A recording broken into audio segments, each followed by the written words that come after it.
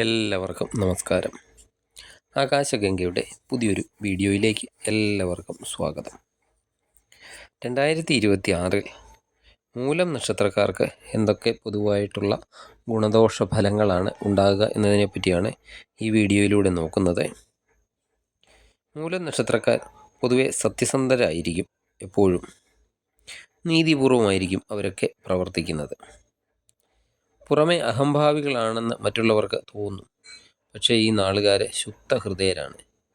ഈ നാളുകാരെ വിശ്വസിച്ച് എന്ത് കാര്യവും ഏൽപ്പിക്കാവുന്നതാണ്. ആരെയും ബഹുമാനിക്കുന്ന വ്യക്തികളായിരിക്കും. ഹിംസാശീലമുള്ളവരാണ് ഈ നാളുകാർ. എന്ത് തിരിച്ചടി ഉണ്ടായാലും അതിനെ ഒന്നും വകവയ്ക്കാതെ മുന്നോട്ട് പോകുന്നവരാണ്. സ്വന്തം സുരക്ഷിതത്വത്തെപ്പറ്റി ഒന്നും ചിന്തിക്കാതെ ധീരമായി പ്രവർത്തിക്കുന്ന വ്യക്തികൾ ആയിരിക്കും. തങ്ങൾക്ക് ദോഷം വന്നാലും നേർവഴി വിട്ട് ഈ നാളുകാരെ ഒരിക്കലും സഞ്ചരിക്കുകയും ഇല്ല. ഈ നക്ഷത്രത്തിൽ ജനിക്കുന്നവർ ജീവിതത്തെ ഒരു പ്രത്യേക കോണിലൂടെയായിരിക്കും നോക്കിക്കാണുന്നത്. എല്ലാം അതിൻ്റെയൊക്കെ വഴി പോലെ നടക്കുമെന്നും ആശ്ചര്യപ്പെടേണ്ട യാതൊരു കാര്യമെന്നും ഇല്ല എന്നും ഈ നാളുകാരെ വിശ്വസിക്കുന്നുണ്ട്. ഈശ്വരചിന്ത കൂടുതലുള്ളവരാണ് മൂലം നക്ഷത്രക്കാർ. മൂലം നക്ഷത്രക്കാർ ജനിച്ച വീടോ ദേശമോ ഒക്കെ വിട്ട് താമസിക്കുന്നവരായിട്ടാണ് പൊതുവെ കണ്ടുവരുന്നത്. സഹോദരങ്ങളിൽ നിന്നുമൊന്നും വേണ്ടത്രയൊരു പ്രയോജനവും ഈ നാളുകാർക്ക് ഉണ്ടാകണം എന്നില്ല. ദേഷ്യം വരെ ഉണ്ടാകേണ്ട സാഹചര്യമൊക്കെ ഉണ്ടായാൽ ഈ നാളുകാരെ യാതൊരു ദാക്ഷിണ്യവും ഇല്ലാതെ പെരുമാറുകയും ചെയ്യും. ഈ നക്ഷത്രത്തിൽ പിറന്നവരെ അതിബുദ്ധിമാന്മാരും കഴിവുറ്റ സംഘാടകരും ഒക്കെയായി തീരുന്നതാണ്. ആൺമൂലം അറവയ്ക്കും എന്നാണ് പറയുന്നത്. 2026 ഈ നാളുകാർക്ക് കാലം വളരെ അനുകൂലമായിട്ടാണ് കണ്ടുവരുന്നത്. ജനുവരി ഫെബ്രുവരി മാസത്തിൽ വരവിനേക്കാൾ കൂടുതൽ ചിലവൊക്കെ വർദ്ധിക്കുന്ന സമയമാണ്. മുൻകോപവും പിടിവാശിയും ഒക്കെ ഈ സമയത്ത് ഒഴിവാക്കേണ്ടതാണ്.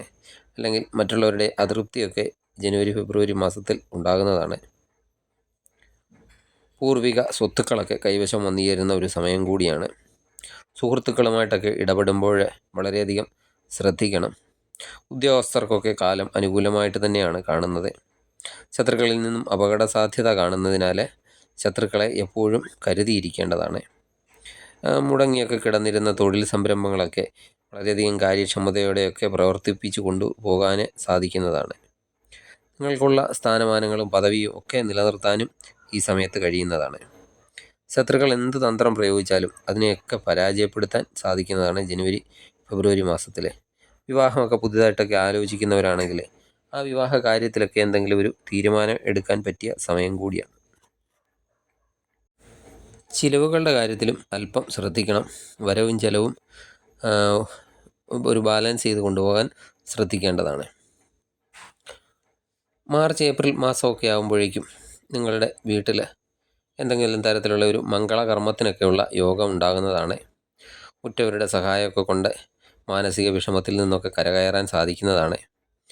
കടബാധ്യതകളൊക്കെ ഉണ്ടായാൽ അത് മറ്റുള്ളവർ നിങ്ങളുടെ കുഴപ്പം കൊണ്ടാണ് എന്നൊക്കെ പറയാനും സാധ്യതയുണ്ട്. മാർച്ച് ഏപ്രിൽ മാസം കർമ്മരംഗത്ത് മറ്റുള്ളവരുടെ സ്വാധീനമൊക്കെ വരുന്നത് ചിലപ്പോൾ നിങ്ങൾക്ക് ദോഷം ചെയ്തേക്കാം. സന്താനത്തിനൊക്കെ ഉയർന്ന ജോലിക്കൊക്കെയുള്ള സാധ്യത കാണുന്നുണ്ട്. ധനയോഗം ഉണ്ടാകുന്ന സമയമാണ്. ദീർഘദൂര യാത്രകളൊക്കെ ചെയ്യേണ്ടതായിട്ട് വരും. പുതിയ വീടൊക്കെ പണിയുകയോ അല്ലെങ്കിൽ പഴയ വീട് പുതുക്കി പണിയുകയോ ഒക്കെ ചെയ്യുന്നതാണ്.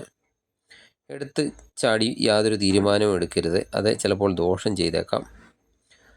ഭൂമി ഭവനം മുതലായവയുടെ ക്രിയവിക്രയങ്ങളിലൊക്കെ ഏർപ്പെട്ടിരിക്കുന്നവർക്ക് കാലം അല്പം മോശമാണ്. അല്പം സൂക്ഷിക്കേണ്ട സമയം കൂടിയാണ്.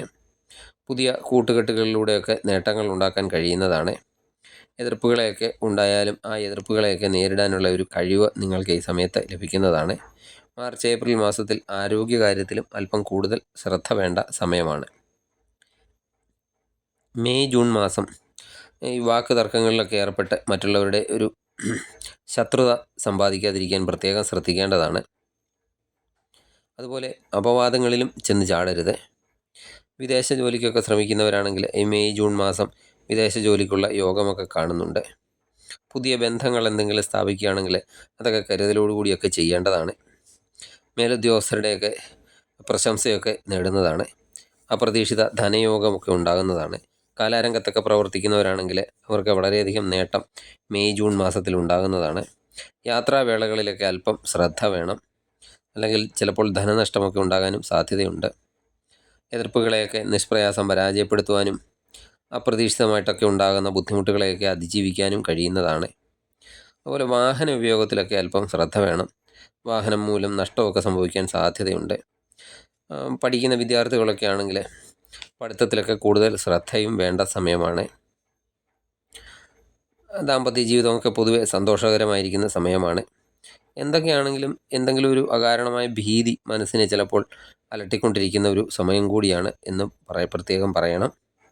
മനസ്സാക്ഷിക്ക് വിരുദ്ധമായി യാതൊരു കാരണവശാലും പ്രവർത്തിക്കരുത് ഈ സമയത്ത്. നിലനിൽപ്പിന് വേണ്ടിയിട്ടൊക്കെ എന്ത് കാര്യവും സ്വീകരിക്കുന്നതൊക്കെ ഒഴിവാക്കി നിർത്തേണ്ടതുമാണ്. ജൂലൈ ആഗസ്റ്റ് മാസം ശത്രുക്കളൊക്കെ ഉണ്ടായിരുന്നെങ്കിൽ അതൊക്കെ മാറി അവരൊക്കെ മിത്രങ്ങളായിട്ടൊക്കെ തീരുന്നതാണ്. സ്വന്തക്കാരുടെയൊക്കെ ഇടപാടുകളിൽ സാമ്പത്തിക ബാധ്യതയൊന്നും വരാതെ നോക്കേണ്ടതാണ്. ക്ഷമയുടെ കാര്യത്തിലൊക്കെ അതീവ ശ്രദ്ധ ഉണ്ടാകേണ്ട സമയമാണ്. ആദർശങ്ങളൊക്കെ സ്വന്തം ജീവിതത്തിലൊക്കെ നടപ്പാക്കാൻ അല്പം ബുദ്ധിമുട്ടുകളൊക്കെ ചിലപ്പോൾ സഹിക്കേണ്ടതായി വന്നേക്കാം. കോടതി കേസൊക്കെ ഉള്ളവരാണെങ്കിൽ അവർക്ക് ഈ സമയത്ത് അനുകൂല വിധിയൊക്കെ പ്രതീക്ഷിക്കാവുന്നതാണ്. ആത്മവിശ്വാസത്തോടു കൂടിയൊക്കെ പുതിയ കാര്യങ്ങളൊക്കെ ഏറ്റെടുക്കുന്നതിനൊക്കെ കഴിയുന്നതാണ്. ചിലവിൻ്റെ കാര്യത്തിൽ അല്പം നിയന്ത്രണം വേണം. ഗവൺമെൻറ് ജോലിക്കൊക്കെ ലിസ്റ്റിലൊക്കെ PSC ലിസ്റ്റിലൊക്കെ ഉള്ളവരാണെങ്കിൽ ഈ സമയത്ത് അവർക്ക് ഉദ്യോഗം കിട്ടാനായിട്ടുള്ള ഒരു യോഗം കാണുന്നുണ്ട്. സുഹൃത്തുക്കളോ അല്ലെങ്കിൽ ബന്ധുക്കളോ ഇവരുടെയൊക്കെ ചതിയിൽ പെടാതിരിക്കാനും ശ്രദ്ധിക്കേണ്ടതാണ്. കലാകാരന്മാർക്കും വളരെയധികം അനുകൂലമായിട്ടുള്ള കാലമാണ് ജൂലൈ ആഗസ്റ്റ് മാസം. മനസ്സിനെ അലട്ടിയിരുന്ന എന്തെങ്കിലും പ്രശ്നമുണ്ടെങ്കിൽ ആ പ്രശ്നങ്ങൾക്കൊക്കെ ഒരു പരിഹാരം ഉണ്ടാകുന്ന സമയം കൂടിയാണ്. ആത്മീയ കാര്യങ്ങളിലൊക്കെ കൂടുതൽ ശ്രദ്ധ ഉണ്ടാകുന്ന ഒരു സമയമാണ്. വിശ്രമമില്ലാതെ പ്രവർത്തിക്കേണ്ടി വരുന്ന ഒരു സമയമാണ് ജൂലൈ ആഗസ്റ്റ് മാസം. സെപ്റ്റംബർ ഒക്ടോബർ മാസത്തിൽ ആരോഗ്യകാര്യത്തിൽ വളരെയധികം കൂടുതൽ ശ്രദ്ധിക്കേണ്ട സമയമാണ്. എന്തെങ്കിലും തരത്തിലുള്ള ചെറിയ ചെറിയ രോഗങ്ങളൊക്കെ ഈ സമയത്ത് നിങ്ങളെ ശല്യപ്പെടുത്താൻ സാധ്യതയുണ്ട്. വാഹന ഇടപാടുകളിൽ നിന്നും ധനയോഗമൊക്കെ ഉണ്ടാകുന്നതാണ്. മാതാവിൽ നിന്നുള്ള ഗുണമൊക്കെ കൂടുന്നതാണ്. ഊഹക്കച്ചവടത്തിൽ ഏർപ്പെടുന്നവരാണെങ്കിൽ അല്പം ശ്രദ്ധിക്കണം. ഈ സമയത്ത് ഊഹക്കച്ചവടത്തിലൊക്കെ നഷ്ടം സംഭവിക്കാൻ സാധ്യതയുണ്ട്. അനാവശ്യമായിട്ടുള്ള ചിലവുകൾ എന്തെങ്കിലും വഴിക്കൊക്കെ വന്നു ചേരുന്നതാണ്. പണത്തിൻ്റെ പേരിൽ സുഹൃത്തുക്കളോടോ അല്ലെങ്കിൽ ബന്ധുക്കളോടോ ഒക്കെ പിണങ്ങേണ്ടി വരുന്ന ഒരു അവസരം കൂടി ഉണ്ടായേക്കാം. പണപരമായ ഇടപാടുകളൊക്കെ സെപ്റ്റംബർ ഒക്ടോബർ മാസത്തിൽ നടത്തുമ്പോൾ വളരെയധികം ശ്രദ്ധ വേണ്ട സമയമാണ്.